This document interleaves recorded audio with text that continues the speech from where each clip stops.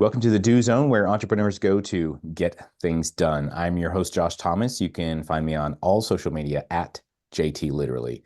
Each week, I bring on experts from a variety of backgrounds to share their secrets on how to optimize performance so you can take massive action and crush your goals. The Do Zone is sponsored by Conversational Funnels. It's the new way to close deals in 2025 that doesn't rely on any of the old traditional methods everyone hates. We use this method to book 121 qualified sales calls in 10 days without any ad spend, outreach, or endless social posting. You can download the free step-by-step blueprint that shows exactly how we did it at conversationalfunnels.com. Once again, that's conversationalfunnels.com. Today's guest is Kevin Armstrong. He is the speaker, author, and advisor. He is on a mission to disrupt the way we think and work. As an expert EOS certified implementer, he combines decades of experience with proven tools to equip thousands of business owners and managers to optimize their teams. Kevin, welcome to the Do Zone. Tell us something you believe is the key to getting stuff done that most people wouldn't think of. Yeah, I think most people would think of it. One of my uh, favorite movies was a movie with Richard Dreyfuss, and he talked about baby steps. And I think what happens is we set these goals and we don't give ourselves enough time. One of the things I love doing with an audience, or when I'm working with a team, is drawing a line 0 to 50. And then I draw as many lines as I can, usually not more than 25. It's really hard in a quick amount of time to write a lot of lines in between 0 and 50. And I say, these aren't even 50 lines, but let's say I'm 50 years old and these are my 50 years. And then one of the biggest problems in North America is obesity. And it's not a knowledge thing because we all know how to lose weight, right? Increase burn rate and decrease intake. But they were habits, and the habits that formed over 50 years that got us to 40 pounds overweight. So here's the 50 years of habits that I built up to get to that thing that I don't desire. And I want to change that. What do you think the typical American, I'll ask you, Josh, what do you think the I'm a typical American. North American, how much time do you think they give themselves to lose that 40 pounds before they give up? 2 weeks. Yeah, I don't know, but I'm thinking no more than 3 months, 2 weeks to 3 months, right? Somewhere in there. In either case, just picture the whiteboard an 8-foot whiteboard with a line across it with 0 to 50, and you draw a little tiny dot. That's how much time they give themselves to change a habit. And I think what it is sitting down and really just saying, hey, I've done a 7-minute workout. I'm coming up to 3,000 days now. I'm doing a 7-minute workout every day. And I've never been in better shape. 8 years ago, I gave up sugar. I do sugar between December 15th and January 1st. I get to eat all the chocolate and all the crap I want.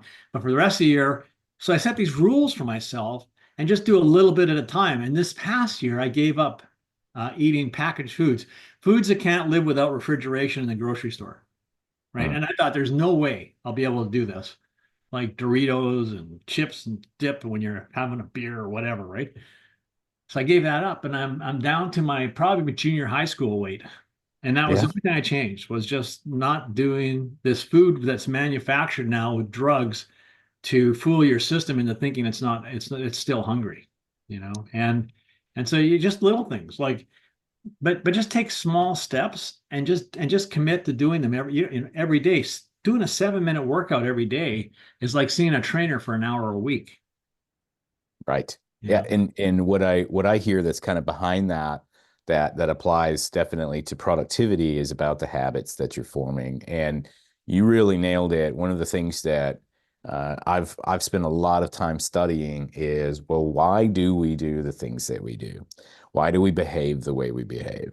Why do we say the things that we say? And why do we continuously self-sabotage at our own expense and at the expense of those around us, even though we know the answer? Like, I know if I want to lose weight, I need to exert more energy than I consume. But it's, for whatever reason, I'm wired against that. There's some survival instincts in there that are kicking in that you can kind of short circuit.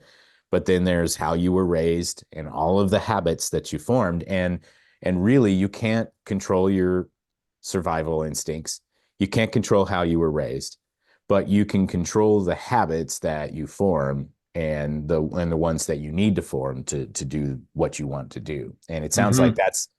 that's one of the hardest things for us to do as humans is we're trying like, oh, we got to do all this stuff. But no, you just have to change one thing, change the habit that got you where you are and start doing the habit that's going to get you where you're going to go.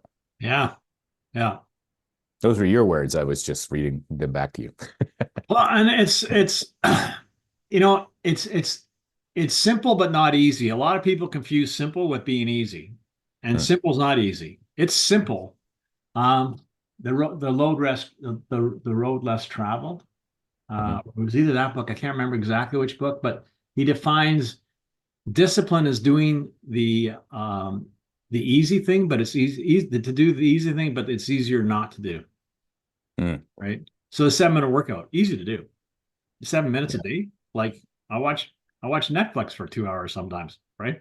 Seven Yeah. 7 minutes a day, easy to do, easier not to do. Brush your teeth twice, 3 times a day, easy to do, easier not to do. So Mm. these things that require a little bit of discipline, you know, and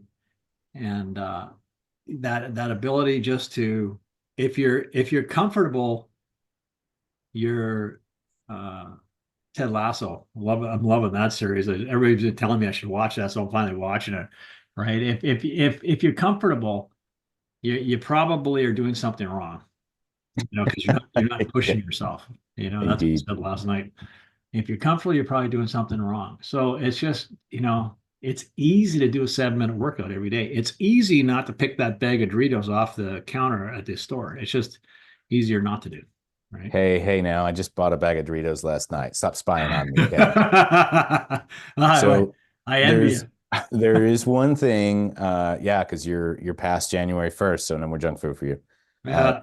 now, there is one thing that you put in your pre-show notes here, and a lot of times I'm looking through, I'm trying to find something to have a conversation with, but then I read this line, and we have to talk about this: how to implement a culture of accountability where politics cannot survive. I got to know what that's all about, man. So politics, the best definition, I'm obsessed with words and I'm obsessed with to get a general understanding of words, right? So politics is really me saying something to you to get a reaction, not me being transparent and authentic and you seeing who I really am. Politics is I say something or do something to get a reaction out of you, a desired reaction, right? Accountability is the buck stops here. It's John Kennedy over the Bay of Pigs saying, I take total responsibility. The opposite is Bill Clinton going, I did not have sex with that woman, right?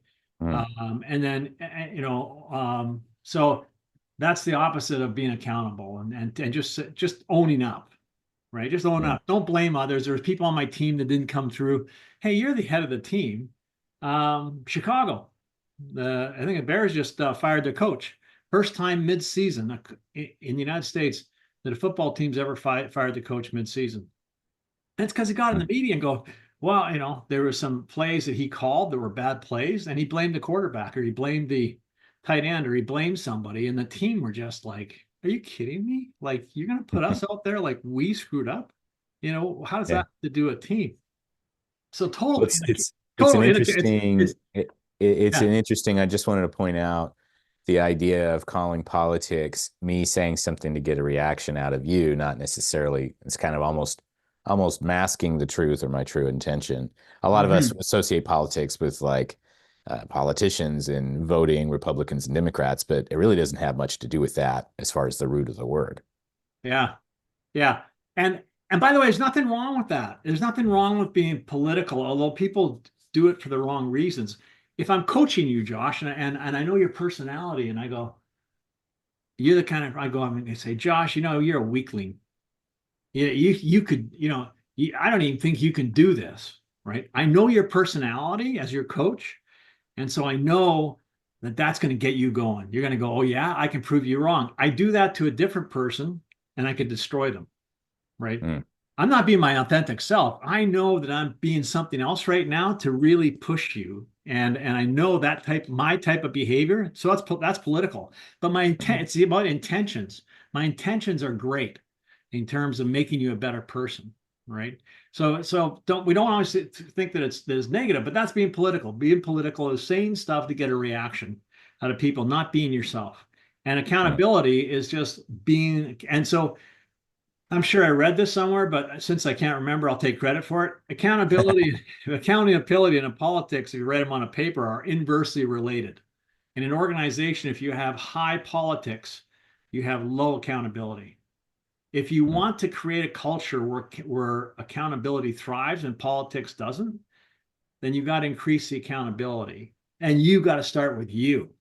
And Mhm, so when I work with leadership teams, I tell them you are one leadership team away from extinction. mm. You're going to go out there and you're going to implement the stuff that we talk about. And if you're not walking your talk, they're going to see it like that. Yeah, And and then you're going to lose your credibility. And then you know how much harder or more difficult this is going to be to start again. So yeah, integrity is consistency between what you think, say, and do, and only measured on what you do. Don't be so concerned your kids aren't listening to you. Be more concerned they're watching you because it's all in yeah, what we do, right? yeah. And I really resonate with that. It's one thing that one philosophy I've adopted for at least the last 15, 20 years is everything that happens to you in your life is your own damn fault. Yeah. And as long as you wake up every day and you're able to place blame on yourself for everything that has occurred to you, then you're in the best possible position to win. Even Mm-hmm. if it literally wasn't your fault, like, the first thing that comes up is like, well, what if I was abused as a kid or something? You're Yeah. right. That wasn't your fault, but it doesn't mean you can't take responsibility for how you handle it now. Mm-hmm. And that's not me trying to be harsh, but it's like when you own something, you can Yeah. control it, or you can do everything you can to try and control it. And Mm-hmm. so I get it now, the difference between politics and accountability. And you're saying that high politics has low accountability. And then also the inverse is true as well, right? Yeah. The inverse. One can't live in the same room with the other. Mm, So if you have high accountability, there was a David Letterman 20 years ago, maybe even longer. He had a person phone him in the morning and say, "Give me $1 million, or I'm going to tell the world that you're having an affair with a couple of women in your office, or have had an affair with a couple of women in your office." And so he comes on the Tonight Show at 5 o'clock, and he goes, "I got some good news and bad news stories." He says the bad news is somebody called me this morning and said, give him $1 million. He tried to extort me for $1 million. He was going to name women that I had an affair with in my office. And he said the good news is the police are on their way over to his house as we speak to arrest him for extortion. The bad news is what he said was true. mm, And he said, for privacy reasons, I'm of course not going to name the women, but what he was saying was true. I take full responsibility. And when I go home tonight, I'm going to be having a very long talk with my wife. Right. mm, That story made this much of the paper the next day. And most people never heard of it because you had to be mm. watching the show. The media had nothing to go on because we thrive on controversy. We love That's right. controversy. So when somebody stands up and goes, yeah, it was me, I screwed up. When you get an organization like that, where you have especially the leaders have to start with it. The leaders have to go, hey, I screwed up. And the That team member might reminds say, me. yeah, you didn't screw up. I did. And you go, no, no. I head this team and we work as a team, the whole team. If you want to take responsibility as a team, fine. But I'm leading the team, so I'm ultimately accountable. That reminds me of a movie from the 90s called Man of the Year, Robin Williams. Yeah. And so the big thing for those of us who may be listening who are under 40 years old, uh, Bill Clinton was president for most of the 90s. And there was this time when he was running for president and they were asking him about, like, hey, did you ever smoke marijuana? And he said, yeah, but I didn't inhale. And everybody was like, that's the stupidest thing you ever heard. But Yeah. And so Robin Williams is running for president in this movie, Man of the Year. And so there's this big media storm because he's like a comedian and everything. And they asked him, they're like, well, have you ever tried smoke marijuana? He's like, oh yeah, I totally inhaled too. Yeah. It was great. Yeah. Yeah. And that's how Just own it, you know? It's like nobody would have been talking about that if you said, yeah, I smoked marijuana. It's like, who cares? just own it. At this point in my life, I always ask teams this. If you could take something back to 18 years old and you only have one piece of information and it can't be financial like Bitcoin or something like that, right? You're going to take one piece about people, about your surroundings. What would you take? What's that one piece of information that would really help you going back to 18? For me, it's we are all flawed. We are all extremely flawed individuals. And like you said, I mean, I am an entitled, very privileged white old person, right? Like there's no question. I had two parents that loved me. I had a warm bed. I had an education. We weren't rich, but by today's standards, but a great family upbringing by two immigrant parents. Compared to when I taught high school and I learned I thought everybody had a home like that, right? You Hmm. know, and so when I taught high school, you learn quickly if that just described you, you're like 5 or 10% of the population, maybe less than 5%. I don't know, but it's not a extreme. It's not the majority of Hmm. people who had a safe bed to sleep in at nighttime, who had a warm place, who had two parents that encouraged them. And so and even I've got trauma and things that happen in my life, but when I compare it to others, Yeah. not even we're all flawed. We all have things in our past, and like you said, relative. It's all relative. That thing about taking responsibility. You use the word blame. I like the word, and you also use the word responsibility. And responsibility and accountability are the same thing. For me, I've dove into those two words, and am I responsible? I'm responsible for not leaving it behind and moving on. Hmm. Right? That's what I'm responsible for. It's not that, you want to sit down and say, hey, you had an abusive alcoholic father who beat you up when he came home. You are way worse off than I ever was. No question. I'm not going to argue with you on that. But like you said, if you can't let that go and draw a new picture for yourself, you're responsible because the That's rest right. of your life moving forward, you can take responsibility for, and you're not going to be able to if you don't let that go. Yeah. Well said. And so tell us a little bit more about what you do, who you serve, and how they can connect with you. I serve entrepreneurs, flaming visionaries. The Elon Musk and the Steve Jobs would be right at the top of that. I don't deal with people that are way off like that, right? But who are terrible managers, great leaders who start a company. They get to about 40 employees and they hit a ceiling and they can't figure out that it takes a team and they're not going to be able to do it by themselves. And they're going to lose good people if they don't show them places to grow and how to do that. Right. So, I did a TED talk. If you search on YouTube, stop sending ducks to Eagle School. You have these people like Elon Musk, Walt Disney, who are great visionaries. And that goes right down to small business. You have these people who go out and they have a vision and they want to start a company, but they don't understand even their personality. Usually they're a terrible manager. Manager and coaching, getting things done efficiently and effectively through others. And so, how is Steve Jobs with people? Everybody knows terrible, right? Terrible. So once they start to figure that out and bring people in to make up for that, who can connect with people, who can have a conversation with people, who can hold people accountable and act as a good manager or coach, that's where the magic starts to happen. And so we have a system called EOS worldwide. I hooked up with Gino 14 years ago. Before that, I was working on a book, The Miracle Manager, which talks about this. I hired a researcher and we studied basketball, hockey, and baseball over 100 years of research, and we chose top performers that went into coaching to see what their success rate. We defined success. They only had to win as many games as they lost, 0.5 winning average. Their teams just had to win as many games as they lost. Chances of a great person, a great performer becoming a great manager or coach, 20%. Ooh. 20, really low. And that's the same with business owners. They go into business They got this vision, they got that personality. They're usually ADD, bouncing all the ideas, going in different directions. So to actually come up with a process and a system and some good management team members to help them with that, so it's a team running the company, not just that one individual. That's what I do.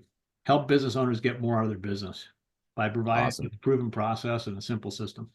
Yeah, you hit me hard with that stat.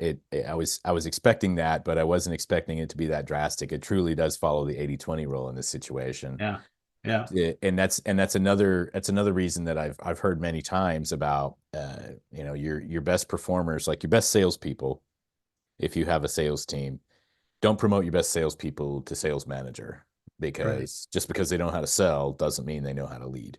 They Mm-hmm. just know how to close a deal. It's two different skill sets altogether. Totally different. Yeah. So yeah, I have actually interviewed Gino Oh, have many you? years ago Oh, on another yeah. podcast. He had just launched his book, Entrepreneurial Leap, and Yeah. we talked about Right. that. He refused to talk about EOS at all. He's like, man, if you want to talk about EOS, I'll get one of my assistants on here or something. Yeah. Yeah. Yeah. Yeah, he's like, I'm done with that. Yeah. So, but yeah, it's EOS. I was consulting for a company for 5 years that we used EOS on a daily Oh. basis, and I can definitely be an advocate for that. So, you're an EOS facilitator then? Mm-hmm. Awesome. And Yep. so, Yeah. where I'm an expert implementer for EOS. Yeah, excellent. and as well as So, speaking. so where can somebody go to connect with you and learn more about that? Um, you can go to kevingarmstrong.com right at the bottom of the screen there. Just put a .com after. That's probably the best way if you want to get a hold of me for speaking or for implementing EOS. All right. Is the best way to do it. Yeah, it's funny about Gino. When I started Yeah. with Gino, there was 14 of us in the room. And Nice. I just went there to check it out because his partner, right, was the manager coach. And he called me for 2 years to come to Detroit. So I finally went to Detroit. 14 people in the room. After I spent 3 days with the guy and the 14 people, I walked up to him and said, what are you going to do when there's 100 people in this room? And he said, I don't know. We're just building the company one quarter at a time. And today there'll be 900 of us in at Woo. the annual in Texas next month from around the world. Amazing, That's just awesome. blew up. Yeah. Well, hey, we're going to wrap up from here. Thanks so much to our guest, Kevin G. Armstrong, for joining us and sharing some wisdom about how he gets things done. For those of you who want to learn more about EOS, you can, or Kevin's book, or all the other cool things that he's doing, you can go to his website, kevingarmstrong.com. And whether you're on your morning commute in the gym or somewhere out in the field, snap a selfie, tag me at JT Literally, and show me what you do while you're in the do zone. And one more time, if you want to stuff your calendar with qualified, motivated ideal clients who want what you have, download the Conversational Funnels Blueprint for free at conversationalfunnels.com. That's it. Let's get to work. Hey, thanks for listening to the Do Zone podcast. If you're running a service-based business that's looking to grow this year, let's talk about how we can slingshot you into momentum with a quick injection of cash and sales. Our clients typically see results in as little as 7 days. To learn more about what we do, you could go to factor1.io. Once again, that's factor1.io. We'll see you next time.